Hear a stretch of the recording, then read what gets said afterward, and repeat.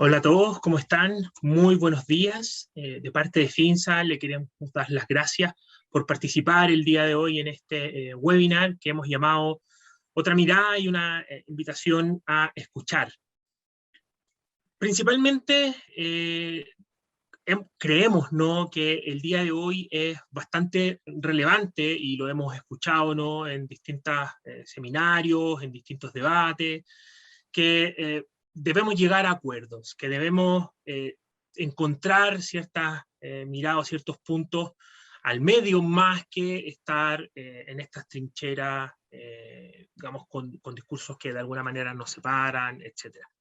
Entonces, en esta medida, digamos, basado en aquello, más que querer decirle al resto que lo haga, hemos tomado de alguna forma el guante y hemos querido invitar a diferentes actores de las distintas miradas que hoy día creemos que se recogen en el país, y qué mejor manera que comenzar esta serie de webinars o de encuentros para poder escucharnos, que haber invitado en este caso a Mario Pino.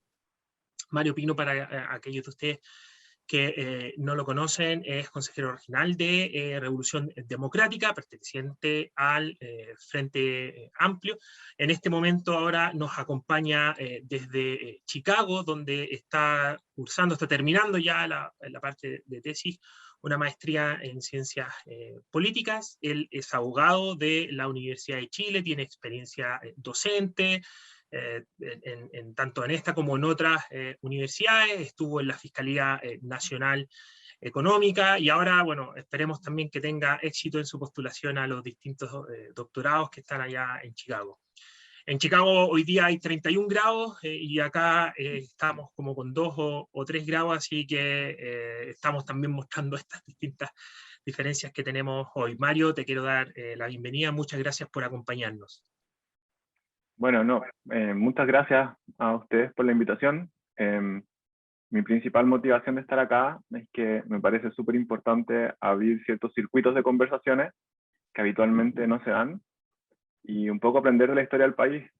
Los momentos de polarización en el pasado no contribuyeron a generar, digamos, momentos de prosperidad para el país, y mi principal motivación es esa, poder conversar y quizás despejar como algunos mitos o poder acercar algunas posiciones que me parece importante compartir en este momento en que existe un proceso constituyente en camino.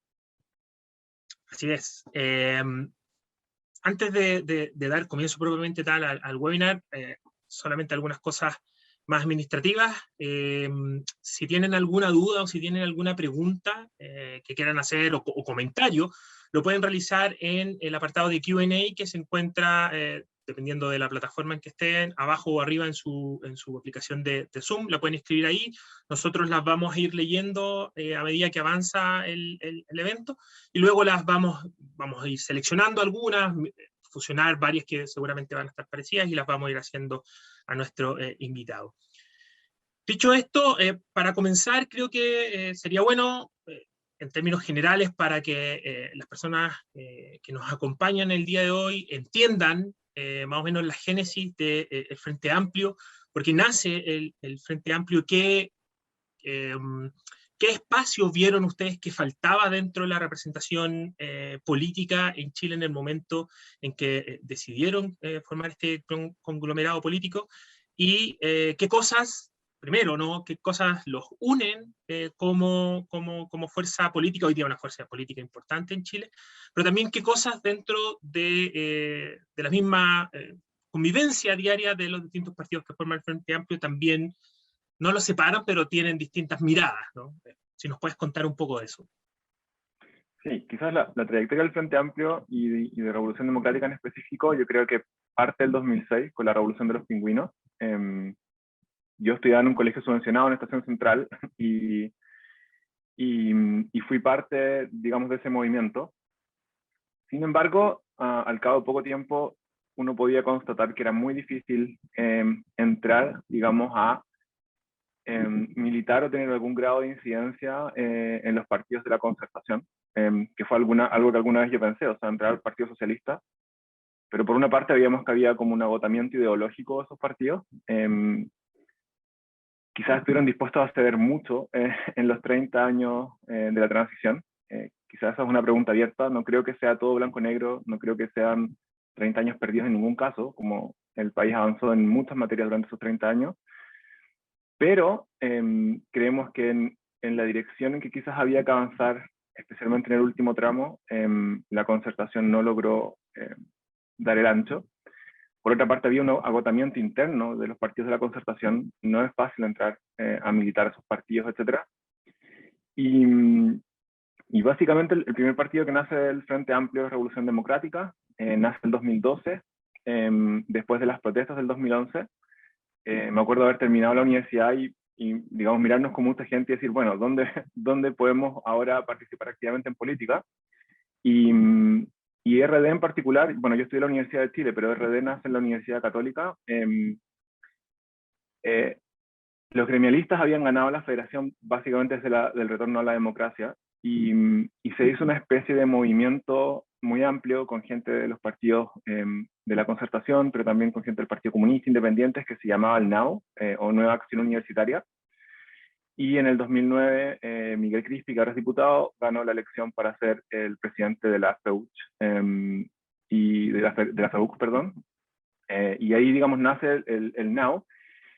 Y años después, en el 2012, 3 o 4 años después, bueno, estaba esta inquietud de poder formar un partido.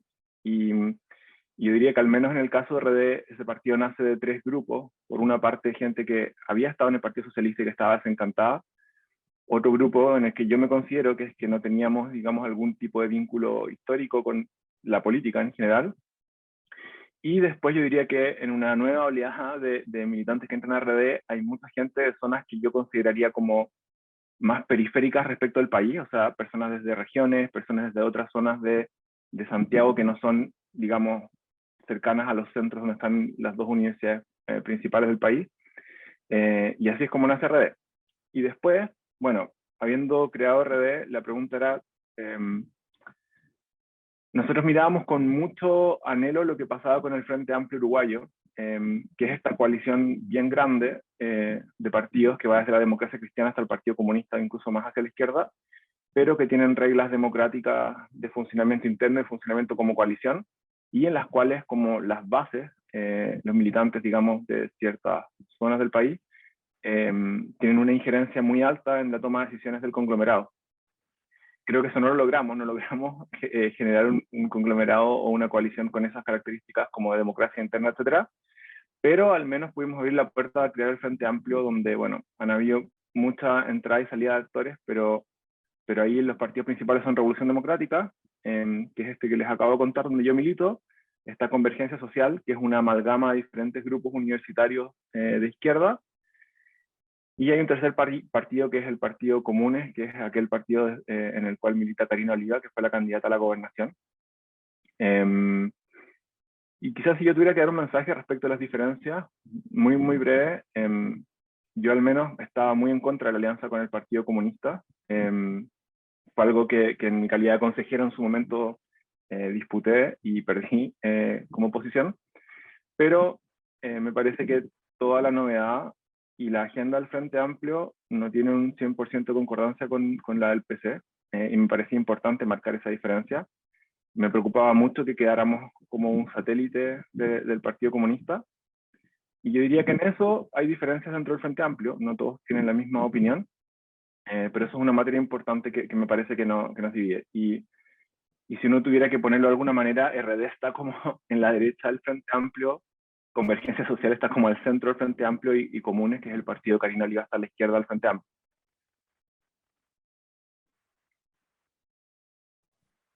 Perfecto. Sí, creo que es interesante justamente eso que mencionas. Coincide mucho de la creación del Frente Amplio, los tiempos, ¿no?, en que justamente yo estuve en la universidad, por lo tanto pude también ver cómo se conformaban las distintas fuerzas políticas, veía esto que tú muy bien comentas de las elecciones en la Católica, que fue como súper sorpresivo. De hecho, yo me acuerdo antes las elecciones de las distintas federaciones universitarias no eran mucho motivo de de noticias, lo más cuando la Fetch no mostraban ya salió tanto y listo, pero empezó a tener un rol mucho más importante, justamente por lo que tú mencionas. Eso también se traspasó en un comienzo, creo yo, en las elecciones a la Fetch, que quizás en la Fetch ocurría más bien lo contrario de lo que tú comentas. A mí me tocó vivir quizás la primera elección en que un grupo más ligado a la centro-derecha gana la Fetch, y toda la respuesta que hubo un poco después de aquello, la presidencia de Grau, que teníamos alguna, él fue mi ayudante en la universidad, y tuvimos algunos proyectos juntos. Entonces me parece bien interesante el nacimiento o la génesis de esto, porque si lo vemos, el resto de los partidos políticos más tradicionales que hoy día están en nuestro país nacen, ¿no? Quedan algunos resabios previos a lo que fue el golpe militar, ¿no? y la dictadura, pero la Concertación se une en este proyecto de volver a la democracia, con unos, yo diría, primeros 20 años tremendamente exitosos en términos de lo que en ese momento eran las preguntas que tenía el país, y dio las respuestas para esas preguntas. Hoy día van un poco más de 30 años de aquello. El país hizo bastantes avances en materia económica, socioeconómica, más allá de algunos, como tú decías, como discursos que se repiten en términos, de hecho, aumentó el PIB per cápita, pero también bajó la desigualdad, bajaron, podría haber bajado más, por supuesto, pero bajaron indicadores de salud de las personas, o sea, mejoraron, me refiero, ¿no? Bajó la mortalidad infantil, etc. En esa misma mirada, pasados estos 30 años, es que ustedes mencionan que había un agotamiento en ese sentido. ¿Cuáles son las preguntas que ustedes creen que hoy día son las que los distintos políticos tienen que responder, primero tanto del ámbito social como también en quizás lo que nos convoca hoy día en el ámbito económico? Y bueno, por supuesto, las respuestas que ustedes plantean tener al respecto. Sí, yo creo que, o sea, en el contexto de la convención, son preguntas que vamos a tener que responder relativamente, o sea, de un modo relativamente acelerado. Primero, en el ámbito social, nuestro problema con la Constitución de 1980 es que creemos que era una constitución demasiado dogmática, que por una parte tiene una concepción del Estado muy, creo, basada en la Guerra Fría, viendo siempre al Estado más bien como alguien que podía intervenir en mis libertades personales o económicas, más como un ente que podría, de hecho, generar algún grado de círculo virtuoso con el mundo privado. Y por otra, creemos que la provisión de bienes de derechos sociales es probablemente aquel punto en el que tenemos mayor diferencia. Si bien no está reconocido explícitamente o con estas palabras como un principio constitucional, el principio de subsidiariedad del Estado, o sea, el hecho de que el Estado no puede actuar sino allí donde los privados no quieren o no pueden, y la forma en que están consagrados ciertos derechos en la Constitución, por ejemplo, el derecho a la salud, que está consagrado como la libertad de elegir el prestador de salud y no como un derecho garantizado de por sí.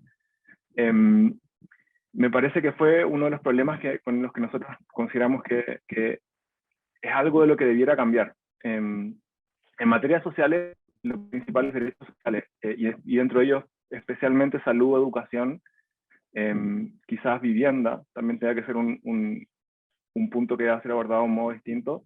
Cuando hablo de derechos sociales, son prestaciones sociales universales que estén garantizadas en su prestación. Yo creo que no tenemos el sesgo de que quizás esas actividades no puedan ser realizadas por privados, pero por ejemplo en el caso de salud sería tener un seguro único de salud, donde a lo mejor prestadores puedan dividirse entre privados y públicos, y en el cual las ISAPRES puedan ser una especie de seguro complementario. Pero creemos que en materia social esos son los puntos donde hay que avanzar muy, muy rápido. Y después en materia económica, yo creo que hay algunos elementos. En el Frente Amplio, digamos, si uno tuviera que mostrar cuáles son, o compartir cuáles son parte de nuestro ideario o la gente que estamos siguiendo, nos gusta mucho el trabajo de Mariana Mazzucato, que es una economista que tiene esta idea del Estado emprendedor, y de cómo en muchas circunstancias el Estado ha sido el que ha corrido con el mayor riesgo en cierto tipo de desarrollo de tecnologías, etc.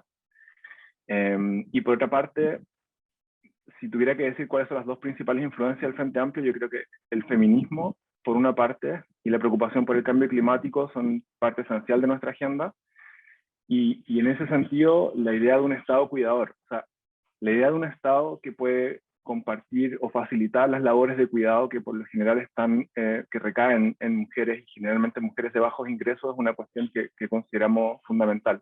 Entonces, si tuviera que poner titulares, esta idea del Estado emprendedor y la idea de un Estado cuidador, creemos que son importantes. Y si puedo saltar como a un punto que me interesa mucho, es la urgencia que hoy día tiene el mundo político, pero yo diría que la sociedad chilena en su conjunto, es de entender cómo se ve la vida desde la trayectoria, desde la forma de procesar subjetivamente de parte de las capas medias, medias bajas y bajas del país, que han sido los últimos 30 años del país. Entonces, mientras en una mano, por un lado podemos hablar de que ha habido crecimiento, estabilidad económica, reducción de la pobreza, incluso reducción de la desigualdad, todavía para muchas de esas personas estas trayectorias se ven como algo extremadamente desigual, extremadamente complejo. Si uno recorre, por ejemplo, los hospitales en términos de salud, de las prestaciones que van más allá de la atención primaria, las personas no logran obtener el tratamiento con especialistas. Si uno ve el nivel de endeudamiento de ciertas familias, si uno ve el nivel de salarios de las familias en ese mismo segmento de clase media baja, que siempre están a punto de volver a caer a la pobreza, esa experiencia cotidiana, esa presión de vivir en esas condiciones, creemos que es una de las respuestas es una de las cosas que necesita una respuesta más rápida, y que creemos que fue parte de las razones por las cuales empezó todo el estallido social. De acuerdo, qué interesante, varias cosas de las que mencionas, porque en esta mirada de tener puntos de acuerdo, de hecho, lo del prestador, por ejemplo, universal en términos de salud, también yo lo he escuchado y lo he visto en programas de candidatos tanto de centro como de centro derecha, como que existe una evaluación del problema e incluso una respuesta hacia muy similar, que quizás muchos de nosotros de repente en los propios prejuicios hubiese pensado que eran más bien distintas o diferentes, ¿no? También permitir, por supuesto, el ámbito privado al respecto, o dejar la libertad de que aquello siga existiendo, probablemente con cierta base, ¿no? Como tú mencionas en este seguro más universal. Quizás yendo un poquito más a lo particular en esto que te refieres a los derechos sociales, creo que varias de lo que tú mencionas que podría estar de forma más explícita en la Constitución, y creo que ya vamos a migrar un poco en lo que se refiere al proceso constituyente, está la idea de lo que pueda estar en el papel, pero después hay que contrastarlo de alguna manera con lo que se puede hacer con los recursos que tenemos. ¿Cómo conversa un poco esta idea de poner primero, ¿no?, en la Constitución un derecho, y cómo conversa después con poder finalmente hacerlo realidad, ¿no?, y no un Estado que se llene de distintos recursos, porque esos derechos finalmente, por una cosa de recursos, no pueden ser o no pudiesen ser entregados? ¿Cómo pueden resolver ustedes o planean resolver quizá esta disyuntiva? Sí, lo primero que diría es, hay muchos países en el mundo que, teniendo un PIB corregido por paridad de poder adquisitivo en el momento en que se encuentra Chile ahora, en la década de 60 o 70, eran capaces de proveer al menos algunos derechos sociales de manera universal. Esa es la razón por la que creemos que eso es posible en un país con el nivel de desarrollo que tiene Chile actualmente. Pero sí estamos conscientes de los riesgos, y de los riesgos que habitualmente en los riesgos que ha incurrido Latinoamérica muy persistentemente en esta materia. No porque un derecho esté garantizado en la Constitución, no porque nos llenemos de un catálogo de prestaciones sociales universales en la Constitución, y no porque incluso logramos permitir que se pueda litigar contra el Estado para poder obtener esas prestaciones, significa que efectivamente van a ser prestadas. Entonces, yo creo que va a estar interesante la discusión en la convención, porque dada la capacidad del Estado chileno, yo creo que va a haber un momento en que va a haber que priorizar, o sea, qué es lo que queremos realmente entregar a nivel de derechos sociales o de prestaciones universales. Y por eso yo nombraba el caso de las 3 o 4 que me parecen más importantes, que es salud, educación, pensiones, y en algún nivel vivienda, aunque probablemente eso no pueda ser proveído como una especie de prestación universal pública. Y lo segundo, o sea, ¿y por qué es interesante esto? Porque es poder devolverle a las personas, o poder devolverle a Chile, o poder devolverle a la democracia, la posibilidad de decidir cuáles de esos derechos queremos priorizar y quizás cuáles no vamos a alcanzar a priorizar en este nivel de desarrollo del país. Entonces, esa es una primera cosa. Segunda, creo que hay una cuestión importante respecto del Estado de Chile. El Estado de Chile todavía es un Estado muy ineficiente, y si uno empieza a revisar los programas y cuánto se va de la asignación presupuestaria a un programa en específico, cuánto de eso se queda en la implementación, o cuánto de eso llega efectivamente en términos de plata a la gente, todavía es un Estado muy ineficiente. Entonces, también creemos que no hay que seguir esta inercia de, digamos, la izquierda en el mundo, de querer agrandar el Estado por agrandarlo, sino que hay un equilibrio entre que el Estado pueda cumplir mayores funciones, pero al mismo tiempo siendo más eficiente en la prestación de esas mayores funciones, o en el desarrollo de esas mayores funciones. Entonces, que queramos tener un Estado que pueda cumplir otras funciones que actualmente no cumple, no quiere necesariamente decir que haya que agrandar el Estado, digamos, de por sí. Hay un trade-off entre las funciones que queremos que cumplan, pero cómo podemos hacer que ese Estado, que hoy tiene algunos grados de ineficiencia importantes, pueda ser un Estado más eficiente, y por lo tanto hay algún nivel de ahorro ahí. Y el tercer punto yo creo que es el tema de la recaudación. En la recaudación en Chile aún tenemos muchos desafíos. Por una parte, y especialmente después del COVID, hay un desafío importante a nivel de informalidad. Por otra parte, creo que o yo esperaría que hubiese algún tipo de rediseño del sistema recaudatorio del Estado. Especialmente me preocupa que sea el IVA uno de los principales ingresos del Estado, cuando es el impuesto más regresivo. O sea, hay un número importante de familias en Chile que gastan todos sus ingresos a fin de mes, y eso implica que de esos ingresos se fue un porcentaje cercano al 20% solo como pago de IVA, lo que me parece extremadamente regresivo. Y quizás como último tema, probablemente va a tener que haber algún tipo de reforma tributaria, o alguna forma de escalar y poder obtener más a nivel de recaudación. Sin duda, si queremos proveer más derechos, esa va a tener que ser una discusión. Y ahí quizás mi mensaje solamente es, también estamos conscientes de cómo aumentar la carga tributaria irresponsablemente puede provocar cierto nivel de desaceleración o desincentivo a la actividad económica, pero también creemos que para dar el salto, para que Chile pueda ser un país que está proveyendo más derechos sociales, donde el Estado tenga esta capacidad de generar sinergias con el sector privado de un modo más activo, donde se pueda correr la frontera productiva en ciertos mercados que nos parezcan esenciales y estratégicos, sí hay que hacer un esfuerzo como país, y ese esfuerzo va por una parte de aumentar la carga tributaria, y por otra parte, que es una discusión que creo que no se ha puesto en la esfera pública y que yo espero que pase durante la convención, es también vamos a requerir tener una discusión seria sobre el nivel de productividad de los chilenos y chilenas a nivel económico. Todavía somos un país que trabaja una jornada laboral extensísima a nivel comparado en la OECD, creo que solo superado por México, si no estoy equivocado, pero que el nivel de productividad todavía estamos a un nivel muy bajo. Entonces, me parece que encadenar esas discusiones es importante para poder generar como un nuevo acuerdo social respecto de hacia dónde queremos conducir el país en los próximos años. Sí, creo que digamos, está dando un poco en el punto respecto a eso. Hay un tema muy relevante hoy día de productividad. De hecho, en el reciente IPOM que acaba de publicar el Banco Central hay un apartado al respecto y que muestra que la capacidad de crecimiento de Chile en el largo plazo no se ha visto particularmente mermada por el crecimiento tanto del factor trabajo, del factor capital, sino más bien por la productividad que tenemos en Chile, y eso que estamos considerando no necesariamente lo que ocurrió post estallido social o ahora en pandemia, sí estamos considerando el periodo antes que de esto, un estudio muy, muy interesante que hace Fede Uneus, de hecho, que también estuvo ahí con ustedes en Frente Amplio. Respecto, tocaste un punto, tenía otra pregunta antes, pero justo con el punto que tocaste creo que es interesante ligarlo. hay diferentes formas, ¿no? O básicamente dos formas, y las entre medias para aumentar la recaudación del Estado o el tamaño del Estado. Una es aumentar las bases y la otra es aumentar, o sea, aumentar las tasas y la otra es aumentar las bases.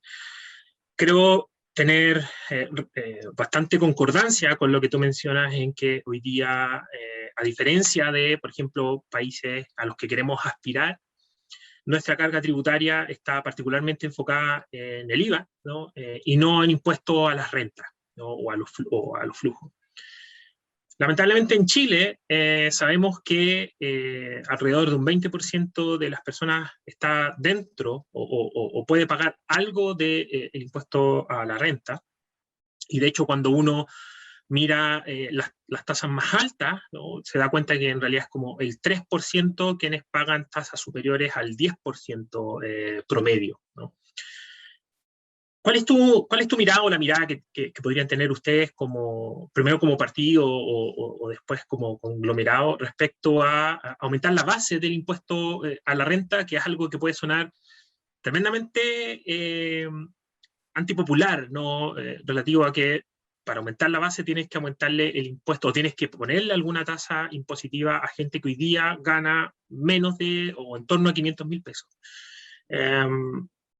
¿O tienen alguna propuesta distinta frente a esto? ¿Aumentar la base por otro lado o simplemente también, que puede ser, aumentar las tasas? ¿Cómo?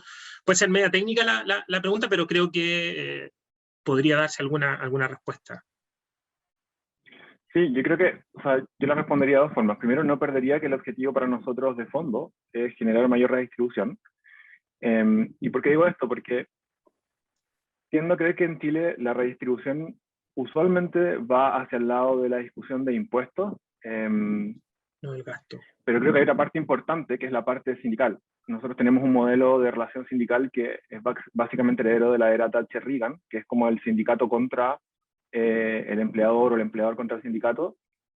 Y creemos que obviamente ese es un modelo anticuado, que va a tomar mucho tiempo porque implica cambiar culturalmente la relación entre trabajador y empleador, pero es interesante pensar en la redistribución no solamente a nivel país, sino que dentro de cada unidad productiva, dentro de cada empresa, etcétera. O sea, la distancia que hay entre el trabajador que gana menos y el trabajador que gana más en Chile es realmente grande.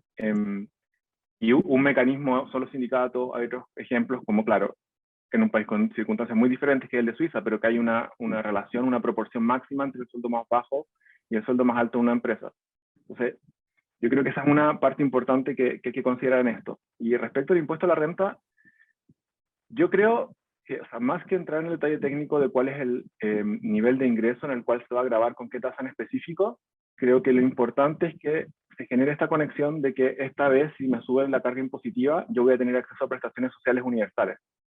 Eso es básicamente la demanda que creo que estuvo en la calle por un buen tiempo, principalmente respecto a salud y educación. Yo sigo mucho el trabajo de dos politólogos, o sea, de un politólogo y una socióloga, que son Juan Pablo Luna y Katia Araujo. Se los recomiendo muchísimo. Además, creo que ninguno de ellos dos se definiría particularmente como de izquierda necesariamente. Pero este punto me parece súper importante. Katia Araujo ha realizado estudios cuantitativos de algo así como la subjetividad de los chilenos durante los últimos 10 o 15 años. Y hay dos hebras, hay dos formas de procesar la realidad en torno a sus vidas, que es muy curioso. Nadie las ha podido asir o enfrentar políticamente simultáneamente, pero ellas conviven simultáneamente en los chilenos. Una hebra es todo el proceso de socialización a través del mercado que vivió la población chilena en la década del 80, 90, bueno, 2000, 2010. Si tengo que ponerlo en palabras simples, la gente, yo pensaría que una gran parte de Chile no quiere comunismo. La gente en esta hebra quiere seguir yendo al mall, quiere poder comprarse un auto, quiere seguir aprovechando esos bienes materiales y bienes de consumo que le pudo proveer la prosperidad de Chile durante los últimos 30 años. Y hay otra hebra que tiene que ver mucho con la democratización, la horizontalidad, la igualdad de trato, que no es necesariamente igualdad material, pero que está muy persistente ahí. Y si uno ve los gobiernos de los últimos, tanto el gobierno Bachelet 1-2 o Piñera 1-2, cada uno de esos gobiernos se enfocó muy fuertemente en una de esas hebras, pero no en las dos simultáneas. Entonces, el gobierno de Piñera trataba de hablarle a esa subjetividad que cree en el mercado, que cree en el emprendimiento individual, que cree en esta socialización a través del mercado, que quiere ir al mall, que quiere consumir, y dejó de lado la otra hebra, y Bachelet hizo, digamos, lo contrario. Y por eso yo creo que es importante concadenar las discusiones, o sea, no es solamente te voy a subir el impuesto a la renta, te voy a subir la tasa en cierto tramo, es al mismo tiempo, bueno, eso va a ir de la mano con estas prestaciones de derechos sociales que, de una forma, digamos, indirecta, van a reducir la carga económica sobre tu familia o sobre las familias chilenas. De acuerdo, interesante esa mirada, por lo menos dentro de lo que a mí respecta y que uno puede ir analizando de los discursos, de lo que se habla, de lo que sale en prensa relativo a los líderes, ¿no?, del Frente Amplio. No, de hecho, no me hubiese parecido que esa era una mirada más integradora de estas hebras que tú mencionas. Justamente la pregunta que yo tenía antes del tema tributario y que se mezcla con algunas preguntas que han hecho desde la audiencia es esta, quizás indagar un poco más en qué te refieres o cómo se aplicaría este concepto de Estado emprendedor. ¿Emprendedor en qué? Sabemos que hay ciertas, digamos, etapas cruciales del emprendimiento en que si no hay una ayuda del Estado en realidad es difícil comenzar, ¿no? De hecho, el mejor ejemplo que tú mencionabas sobre una de las bases económicas o de la economista que siguen es, de hecho, lo que pasó ahora con las vacunas al COVID, que gran parte de ellas no sería realidad hoy día sin este impulso inicial. Pero entendemos que esta es una situación particular, ¿no? Ustedes están hablando más de algo más cotidiano, algo más establecido. ¿A qué se refieren con eso? ¿Qué lugares o qué vacíos ven que hoy día el sector privado o mixto no está supliendo, en que tendría que entrar directamente el Estado? O el Estado tendría que reemplazar quizá alguna función que hoy día está cumpliendo el sector privado.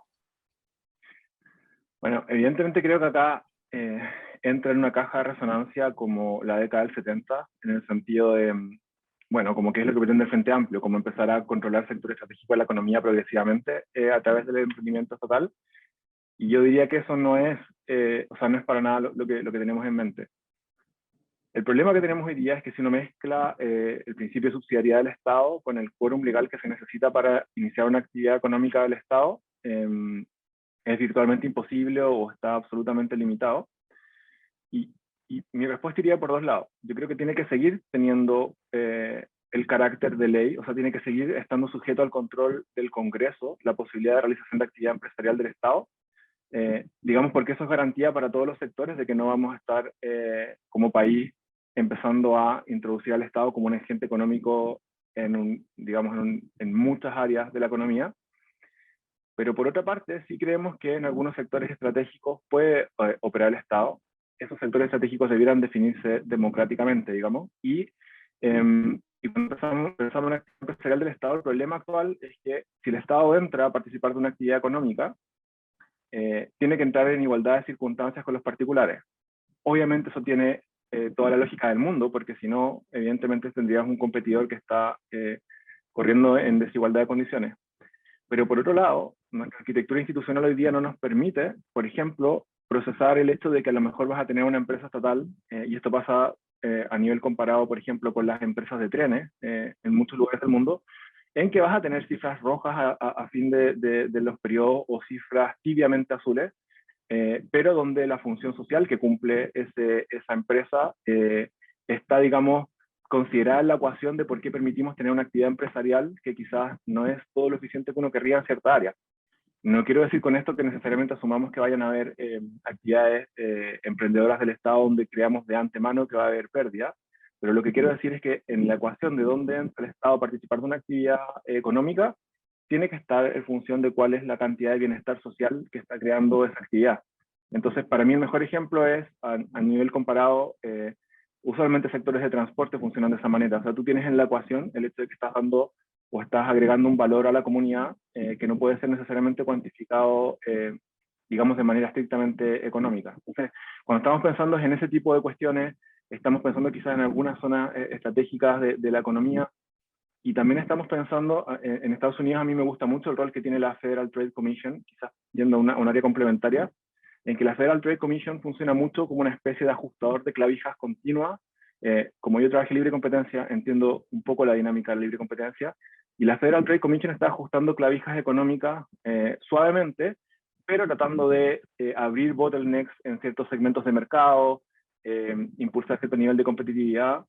Y el problema es que en Chile la regulación muchas veces se ve como el derecho penal, o sea, como que entra un ente y me limita completamente mi libertad de actividad económica, cuando nosotros creemos mucho más que debiéramos tener la capacidad de tener entes que puedan ir ajustando clavijas y no solo en el marco de un litigio. Y en ese sentido me gusta mucho el modelo de la Federal Trade Commission en Estados Unidos.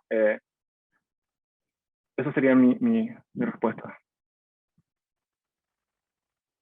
Sí, creo que de alguna manera la economía moderna y en lo que tú te refieres dentro de las distintas funciones del Estado, de hecho, no es muy distinto, creo yo, a lo que uno podría exigirle a un privado en términos de maximizar el bienestar social. Lo que pasa es que uno entiende que el Estado en ese sentido, o la función del Estado como cumple quizás algunos roles que el privado no puede cumplir.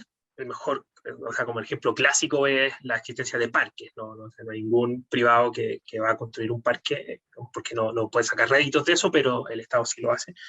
Es interesante, pero creo que es clave lo que tú mencionas, en cuáles son los sectores estratégicos. Tú mencionas que se puede decidir por una manera democrática, pero cómo mezclamos eso también con cuáles son las ventajas que podríamos tener en términos comparativos, ¿no? Y competitivos frente a tanto los privados como a otras economías. Más allá de lo democrático, ¿existe o ven algún factor técnico detrás de esto? Lo típico de picking the winners o de estrategias de clúster. Sí, o sea, yo creo que como que esa pregunta yo la respondería en dos niveles. Primero, con definición de sectores estratégicos, donde creemos que el Estado tiene que tener algún nivel de participación. Que el Estado tenga participación en un sector estratégico, creo que es importante entenderlo en el contexto de que probablemente, y ojalá, siga permitiendo la actividad de privados complementariamente en ese sector. O sea, no pensamos creemos que sería una muy mala cosa tener el monopolio de actividades productivas en manos del Estado. Un ejemplo es el litio. Yo creo que es un ámbito de la economía en que nos gustaría que pudiese haber una empresa del Estado participando de ese sector productivo. Y la otra forma de definirlo es, me parece que hay sectores que se podrían ver potenciados por actividad emprendedora del Estado o por definición de sectores estratégicos. Un ejemplo que me gusta mucho es lo que acaba de pasar con la transmisión eléctrica. Hubo una empresa china que compró una participación importante en uno de los principales proveedores de transmisión eléctrica a nivel del país. Bueno, el mercado eléctrico, para que no lo sepa, tiene 3 niveles: distribución, transmisión y generación. Entonces, por una parte, la actividad emprendedora del Estado tiene que ver con dónde queremos efectivamente que el Estado esté involucrado por razones económicas, etcétera, pero también hay una cuestión más estratégica de quién es el ente o quién puede definir hoy día que, por ejemplo, no podemos tener un sector que es estratégico, si uno quiere ponerlo en forma un poco dramática, incluso en términos militares, como es la transmisión eléctrica, en manos de un inversionista extranjero, en este caso un inversionista chino. Me reía mucho porque en una conversación que tuve hace unos días atrás, que me decía, bueno, pero tú eres de izquierda, como no estás de acuerdo con que el Partido Comunista Chino tenga algún nivel de participación. Y evidentemente no, o sea, como puede ser un actor relevante, pero en un sector estratégico como ese, tener ese nivel de participación en manos de un país extranjero me parece delicado. Y la pregunta ahí es, bueno, ¿quién regula esto? Mucha gente que quizás no sabía o no sabe cuál es el rol de la Fiscalía Nacional Económica, criticaba mucho a la Fiscalía Nacional Económica porque permitió esta adquisición en el segmento de transmisión.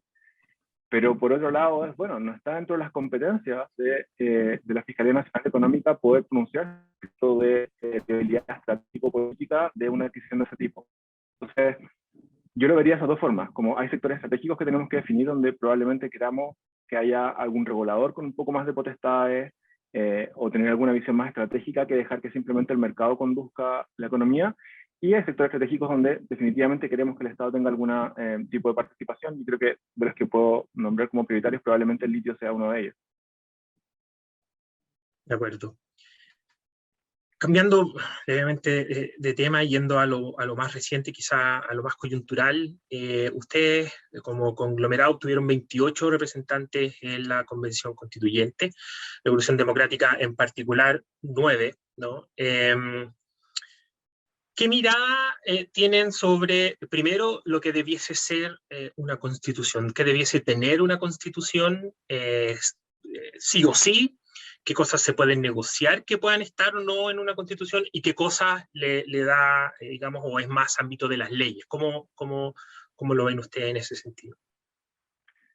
Quizá, o sea, acá tengo que hacer una pequeña vuelta porque creo que es importante tratar de mostrarles cómo yo creo que va a funcionar la convención. Desde una perspectiva de politólogo, y que es lo que estoy estudiando actualmente en el proceso constituyente, yo tengo algunas preocupaciones importantes. Por ejemplo, para mí es yo considero que desde la perspectiva de politólogo, porque uno como militante siempre quiere maximizar, digamos, su participación en órganos que se eligen democráticamente, pero como en términos de politólogo, yo creo que es realmente una lástima que la derecha no haya logrado un tercio. Y para mí también es una lástima que la administración del presidente Piñera deje de ser tanto en tantos ámbitos, porque yo creo que es la principal razón. Yo no creo que Chile sea izquierdizado, y creo que la izquierda ahora está un poco como embriagada de los resultados electorales, pero no se da cuenta que muy pronto estas dos hebras, la hebra más de subjetividad de mercado, va a empezar a despertar al mismo tiempo que la otra hebra de igualdad, y esa embriaguez creo que va a llevar a la izquierda a cometer ciertos errores. ¿Y por qué digo esto? Porque la regla de los 2 tercios a mí me encantaba, porque permitía que, bueno, Chile históricamente ha tenido algo así como 3 tercios, aunque ahora eso está cambiando, pero que la derecha pudiese ejercer su derecho a veto, a mí me parecía que era algo muy sano pensando en el producto final de la convención, que era una constitución que probablemente iba a ser minimalista, y donde todos los sectores políticos podían decir, bueno, esto es algo en los cuales, respecto a aquellas cosas que más me preocupaban o que parecía que por ninguna razón teníamos que aprobar, bueno, yo ejercí mi derecho a veto y tenemos este producto que, más que ser un gran acuerdo a nivel país de cómo queremos que sea el país en el futuro, es una especie de acuerdo mínimo sobre el cual se van a desarrollar las leyes y la discusión política en las próximas décadas. Eso era lo que yo quería, o sea, esa era la visión que a mí me gustaba. Y sin embargo, yo creo que pasaron dos fenómenos que nos llevan lejos de algo así.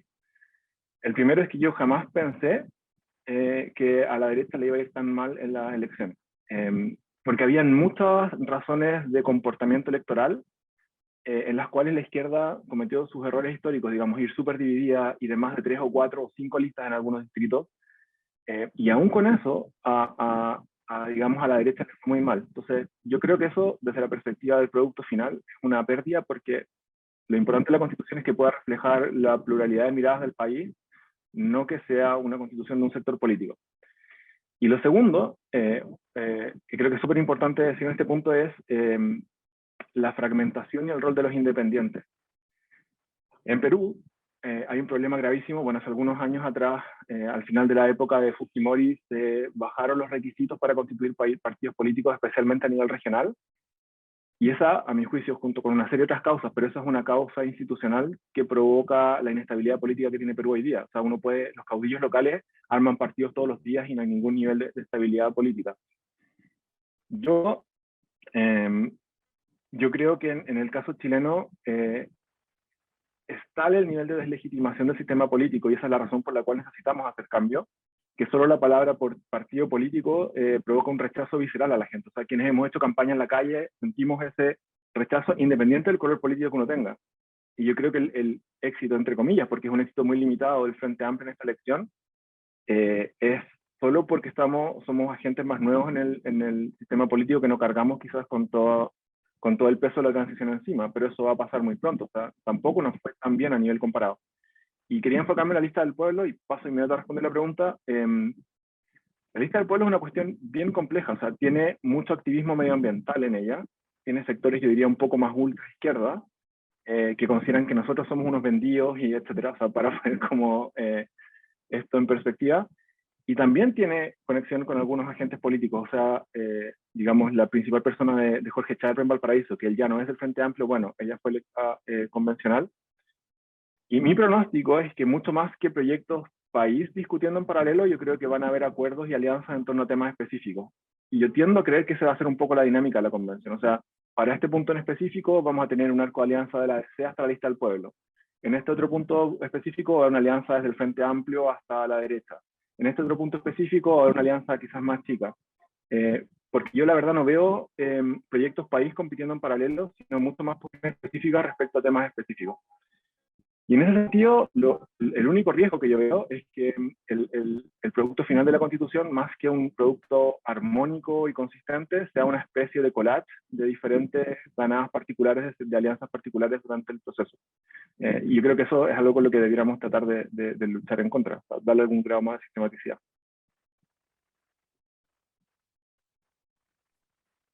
O sea, ya, ok. Pero o sea, eso es como lo que ustedes ven que va a terminar, ¿no? Y puedo haber entendido mal, corrígeme si fue así. Tu idea o la idea que ustedes veían más de esta constitución es que fuera una constitución con mínimos, ¿no? En que lográsemos ciertos acuerdos y el resto irlo construyendo con leyes, ¿no? Sí. O sea, eso era lo que nosotros veíamos en un principio. Lo que yo creo que va a pasar ahora, o desde otra perspectiva, porque lo que acabo de escribir es lo que creemos que va a pasar. Y desde la perspectiva del Frente Amplio, yo diría que las cuestiones fundamentales de nosotros, no tenemos una preferencia particular por sistema de gobierno, pero creemos sí que yo tengo serias dudas con que el parlamentarismo pueda funcionar en un país como Chile, pero al menos hay que atenuar como el hiperpresidencialismo que tenemos, es una cuestión en que tenemos convicción. Segundo, evidentemente queremos erradicar digamos los diferentes mecanismos que consagran el principio de subsidiariedad del Estado, evidentemente respetando la propiedad privada, etcétera. O sea, no tenemos un problema con eso, pero también esta visión, digamos, del Estado como un ente que se ve negativo, es algo que hay que cambiar.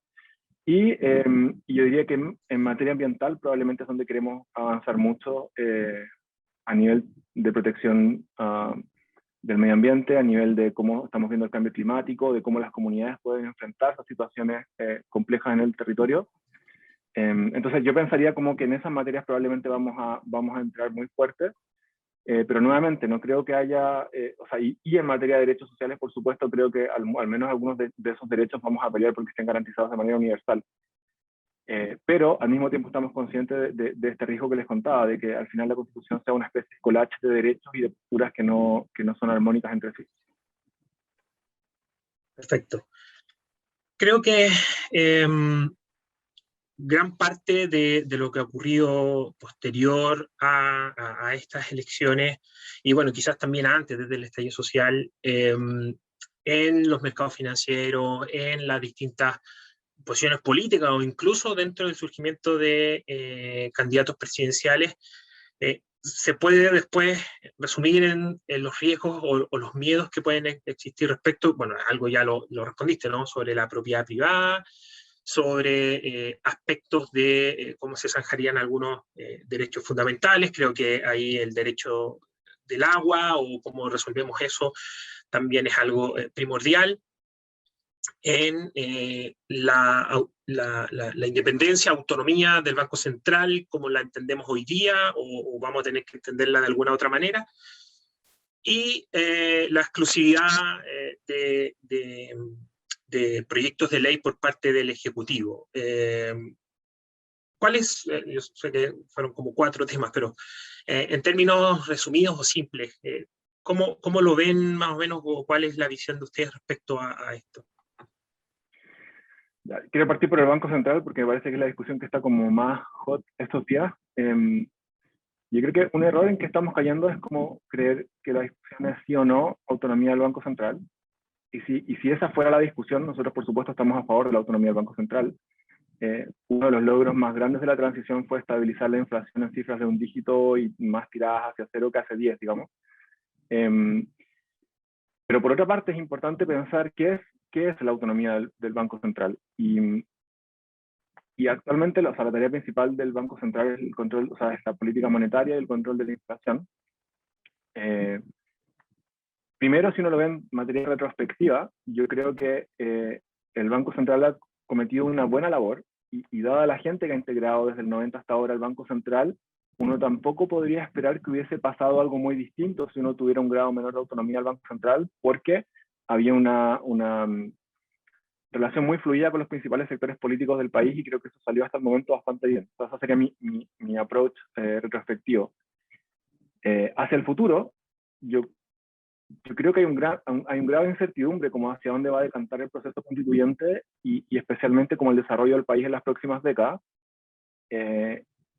Y por esa razón, yo creo que alejarnos, o sea, ser un único país que nos desviemos de esta ola desde los 90 de mantener la autonomía del Banco Central, creo que sería una muy mala idea, o sea, como experimentar con algo así en ese sentido. Pero el hecho de que yo pueda decir esto no quiere decir que uno no pueda pensar en algunas modificaciones respecto de cómo funciona ahora. Primero, en términos de accountability. El Banco Central tiene un mandato legal de ir una vez al año a dar cuenta, exponer lo que está haciendo ante el Senado. Y uno pensaría, bueno, pero a mí lo que me preocupa es el control democrático sobre el Banco Central. Y con control democrático no quiero decir que el Senado le fuerce al Banco Central a hacer algo, pero debiera haber algún tipo de interacción más fluida entre el Banco Central con otros órganos del Estado. Si se mantiene un Congreso bicameral, me parece que tendría mucho sentido que haya un diálogo, un mecanismo de accountability entre el Senado y el Banco Central. Eso actualmente no pasa. O sea, yo estuve en las sesiones donde va a exponer el Banco Central al Senado y expone una hora, digamos, el Banco Central, hay un par de preguntas y se acaba. Entonces yo creo que ahí debería haber más diálogo. Ese es un tema. Segundo, que para nosotros es muy importante, está como de moda en los bancos centrales del mundo contratar economistas o armar áreas que empiecen a preocuparse de cambio climático y transición verde. De hecho, había un concurso abierto en el Banco Central para contratar a un economista jefe de esa área. No sé qué pasó después del COVID, si se materializó o no, pero es interesante pensar que el Banco Central puede provocar el apalancamiento de esa transición verde o del enfrentamiento al cambio climático y tener un rol ahí. Entonces ese es un mandato que probablemente queramos adicionar al Banco Central. Y yo creo que hay otras dos materias que yo creo que el Banco Central hoy día las toma en cuenta de facto, pero que no están en su mandato. Por una parte, yo creo que el Banco Central hoy día se preocupa del empleo. O sea, yo he escuchado a Mario Marcel, en su momento de Gregorio, decir, esta es una consideración que evidentemente tenemos, pero quizás explorar como parte de uno de los factores que tiene que considerar el Banco Central como su mandato del empleo puede ser algo que a lo mejor vale la pena explorar. Esa es una cuestión que yo pensaría. Y quizás la otra cuestión que podría ser interesante es, nosotros tenemos no hay control cambiario, digamos, hay completa flexibilidad cambiaria, pero como tenemos un buen Banco Central, el Banco Central activamente trata de reducir el efecto de la variación del tipo de cambio, y quizás podamos introducir algún tipo de pequeño mandato o consideración en que se tenga que ser un factor que pueda tener accountability y que no sea solamente que, dado el buen nivel de personas que tenemos en el Banco Central, lo consideran dentro de la práctica habitual. Y como nota final, yo creo que el punto del Banco Central es que al final lo que queremos es que haya armonía entre la política fiscal y monetaria, y en el fondo ese diseño tiene que tratar de mantener esa armonía entre esas dos políticas. Después, en la otra materia que creo que es importante es, lo voy a poner en términos de ley de presupuesto, pero es cuál es la iniciativa legal para generar proyectos de ley que irroguen cierto gasto público, o cómo se maneja la ley de presupuesto. Creo que acá hay un punto clave, porque acá sí estamos en un extremo. El hiperpresidencialismo de Chile hace que, o sea, yo tramité la ley de presupuesto durante 2 años en el Senado, y es una locura. O sea, lo que hace el gobierno es que llega, cualquier gobierno, o sea, de cualquier sector político, llega, presenta a las comisiones respectivas, etcétera, las partidas presupuestarias, que son como los slots de presupuesto que más o menos equivalen a los ministerios, y después algunos parlamentarios que están interesados en las materias hacen algún par de acotaciones, algún par de negociaciones de punto en específico, y esa es la interacción que tiene el Parlamento con la ley de presupuesto. Hay diferentes modelos comparados. En algunos casos, como en el caso chileno, el Ejecutivo propone, el Parlamento solo acepta o rechaza, y si no, se mantiene lo del año anterior. Ese es el modelo que tenemos actualmente. Pero sería interesante, y si el Ejecutivo durante el año quiere cambiar o reasignar presupuesto, puede hacerlo libremente sin ningún tope. Y nosotros, o sea, a mí me gustan mucho modelos más intermedios, donde, por ejemplo, el Poder Legislativo puede introducir algunas modificaciones al presupuesto sin que esto afecte la regla de superávit o déficit que ya definió el gobierno. Yo creo que eso podría ser interesante. y o que también podamos realizar reasignaciones presupuestarias de parte del Parlamento sin que necesariamente tenga que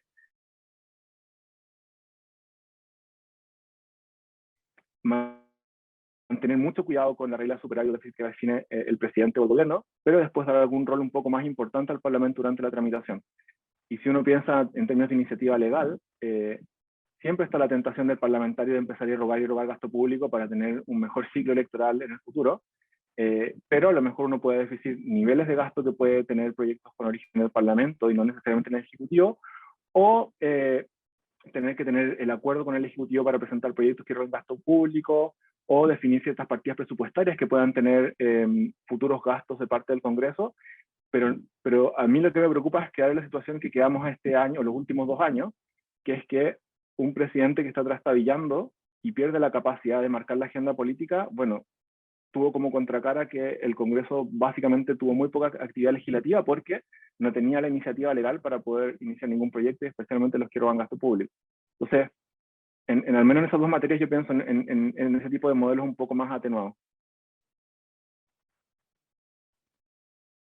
Y en términos de algo que también ha estado bastante en la palestra, quizás ya para ir terminando, ¿qué opinan o cuál es su visión del modelo de pensiones? Más allá de mejoramientos que puede tener el modelo que tenemos hoy día, ¿cuál es su visión de lo que cómo debiese migrar en el caso de que esto entre, ¿no? Porque también es de que pueda entrar a la Constitución o que finalmente se tenga que llevar a una ley?